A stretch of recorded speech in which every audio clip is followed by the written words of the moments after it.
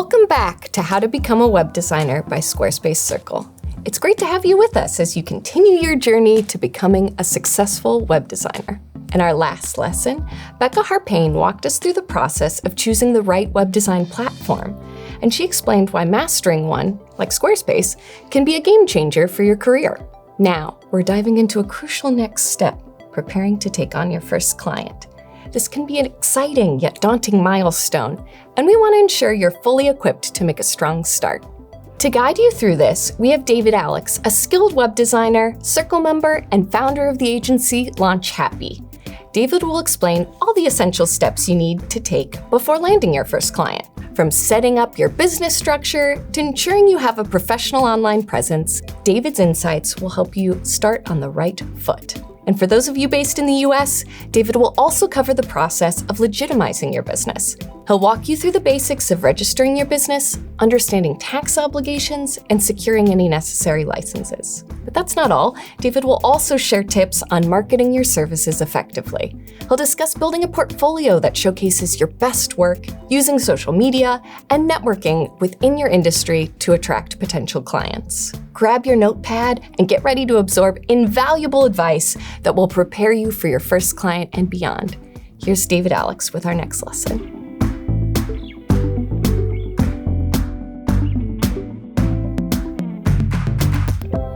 Hi, if we haven't met before, I'm David. I built my first website in April 2015. When I started out, I had no coding experience, no college degree, and no bootcamp certificate to become a web developer. Today, I've helped launch over 250 websites, optimize over 1,000 websites for search, and run a YouTube channel with more than 15,000 subscribers, teaching people about Squarespace.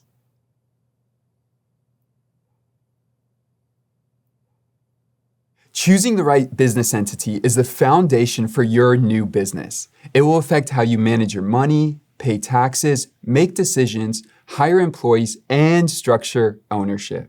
Here are the steps to register your business. Step 1, choose your business name. This is fun. Picking a business name can be a great exploratory journey.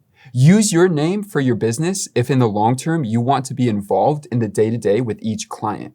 If you plan to scale your team down the line, it's worth pursuing something more generic, straightforward, and easy to remember. For instance, instead of using David Alex LLC, I operate under Launch Happy. This is both memorable and ideal for my target audience. Here are 3 things I consider when choosing a business name. 1, target audience. Think about the type of business you'll be serving. Put yourself in their shoes and select a name that will resonate with their search queries. 2, domain availability. Check if the domain name is available for your top choice. And if you need some help brainstorming business name ideas, I love the Squarespace domain generator. Just type in a simple description of your business and get a list of ideas. 3, branding. Think about the overall brand image you want to convey. We'll talk more about this later in the video. Step 2, once you've selected the name for your web design business, you'll want to determine your business formation. This refers to the legal process of establishing and registering a business entity, such as a sole proprietorship, partnership, or corporation, with the appropriate government agencies. Your choice of business structure will affect how you manage your money, pay taxes, make decisions, hire employees, and structure ownership. Before we dive into the different formations, we recommend checking with a legal advisor or local government agency to determine the best business formation. Step 3, register your business as an LLC, sole proprietorship, partnership, or corporation. Let's do a quick overview of each. LLC formation. A limited liability company, also known as LLC, is a type of business that protects its owners from being personally responsible for business losses. It can operate as a sole member or multi-member structure. Partnership formation. A partnership may be ideal for multiple owners. A partnership is a business structure where 2 or more people share ownership and responsibility for a business. If you are considering a partnership, clarify ownership and agreement terms for all members involved. Sole proprietor. A sole proprietorship is a business structure where one individual owns and operates the entire business. You could establish this using your social security number as your main business identification number. You can start doing business as a sole proprietor automatically as it isn't a separate business entity. As a business owner, you'll need to acquire any necessary licenses and permits to comply with legal regulations. Check with your local, county, state, and federal agencies to ensure compliance. Step 4. Many businesses require your social security number or an employer identification number, also known as an EIN, to do business with you. An employee identification number is a unique 9-digit number given by the Internal Revenue Service to business entities in the United States for identification purposes. Getting an employee identification number early on is valuable, as it can make it easier to handle taxes or open a business bank account. As a business owner, you're responsible for your taxes. In the United States, every state has different regulations. Make sure you understand that your income will be taxed, how it will be taxed, and when it will be taxed. Work with a local tax professional on getting the appropriate tax obligations set up. Now that you have your business name and structure, it's time to set up a business bank account. A separate business bank account can help you track revenue and expenses for bookkeeping. It will also help you accept payments, incoming wires, and payroll. What you'll need: personal identification, such as a driver's license, state-issued ID card, or passport. Personal and business information, such as your social security number and employee identification number. Business formation documents, which can include your articles of incorporation, business license, tax registrations, or other paperwork. Any organizing or partnership agreements. And finally, funds for your new business account. If you have any questions regarding information and requirements for opening a new account, contact your bank and ask to speak with someone who handles your type of account. Now, let's set up shop. You've got 2 main categories of tasks to complete here.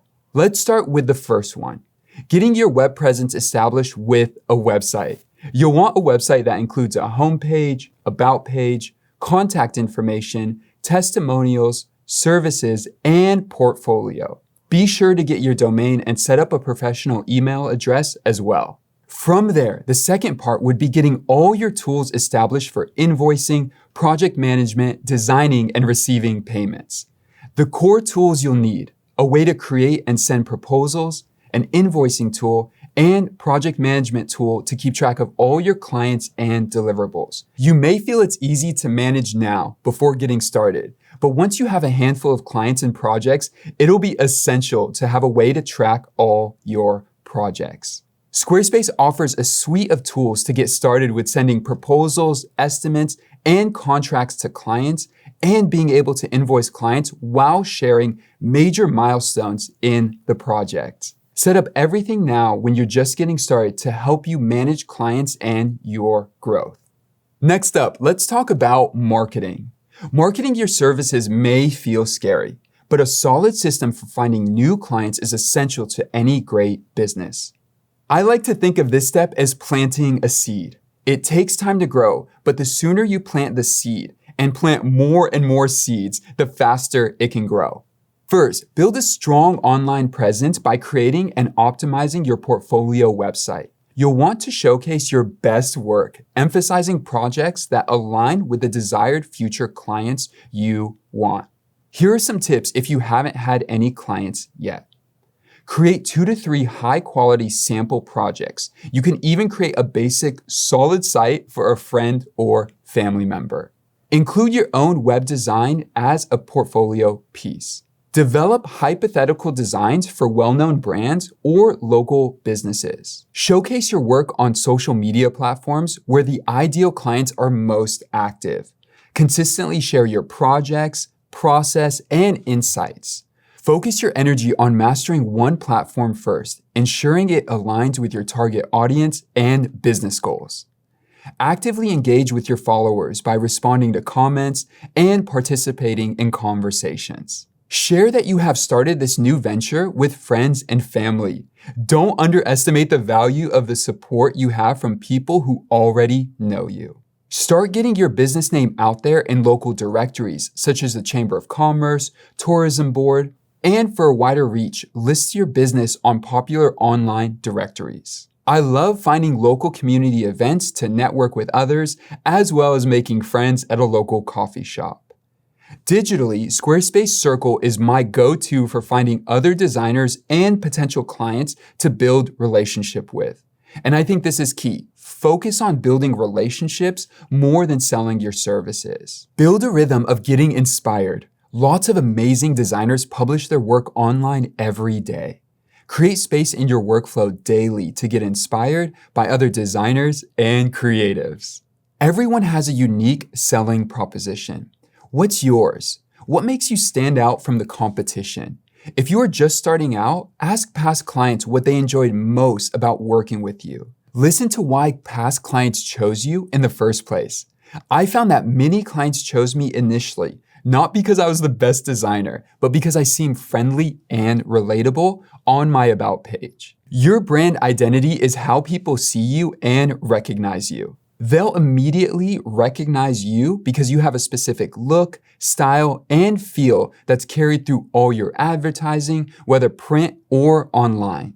Choose your colors, design your business logo, and come up with memorable messaging to create your own style for your business. Use it consistently across the board on your website, ads, and print material. Eventually, when people see your brand identity, they'll immediately know it's you. Let's imagine your first client called you today and said, "Let's get started." What do you need to prepare to make that happen? Do you need to prepare your proposal, invoice, or initial questionnaire? We'll go over all the necessary pieces involved on onboarding and maintaining a healthy client relationship in the next episode. But for now, here's what I recommend. Ensure you make the project goals clear in the proposal with clear deliverables and terms. Don't be vague. Spell out everything clearly to protect yourself and the client. Your client will want to know the key points that you should be upfront about. How much will the project cost? When will they need to pay you? How can they pay you? How many pages will you build? What's included in each page? How long will it take you to create the site? All these things and more need to be estimated and spelled out in your proposal. With Squarespace, you can send branded proposals, estimates, and contracts to clients directly through the platform. Ensure you have clarity on payment structure and how payments will be made. You can use Squarespace Payments, which is fully integrated with your Squarespace website to accept payments directly through Squarespace. Finally, ensure you have a clear timeline and process to take the client through. The client trusts you as the expert, so you will take them through a step-by-step process to ensure you get the outcome they desire. Understandably, clients don't like schedule delays, so always give your best time estimates even when you're tempted to just tell the client what you think they want to hear. Especially when you're starting out, schedules can be a little tricky to figure out. If you're 100% sure it'll take you a week and a half to complete, double it and tell the client you'll have the site done in 3 weeks. Then, when you turn the finished site to them over in 2 weeks, your client will be impressed that you got it done ahead of schedule. Let's go full circle. Getting your business set up to land your first project is a bit of work, but it's also really exciting. Choose the right business name, business structure, and get all your paperwork in order. Then, set up a business bank account, website, email address, and all the necessary tools and software you will need to begin working with clients. Once you do that, begin to build out a strong online presence and establish your brand. From there, make sure you have your project roadmap, proposal, and pricing established. Some of this may feel unfamiliar and quite a bit scary, but you got this, and help is available if you get stuck. Reach out to others who are farther along in the process and find out what they did to overcome obstacles. The Circle Forum is a great place to source advice from a range of web professionals. Most importantly, keep going. Each step will ensure you're set up for long-term success. Now, when it comes to actually working with clients, the next video will teach you everything you need to know to have successful client relationships. And if you haven't joined Circle yet, I encourage you to take that step today. Get paid for new projects, save on subscriptions, and extend your trials. Visit squarespace.com/circle to join. If you've enjoyed these lessons about becoming a web designer, check out the next chapter of the course, linked in the description of this video. We've got 3 more experts sharing advanced tips for running a web design business and designing sites on Squarespace. We can't wait to see what you create.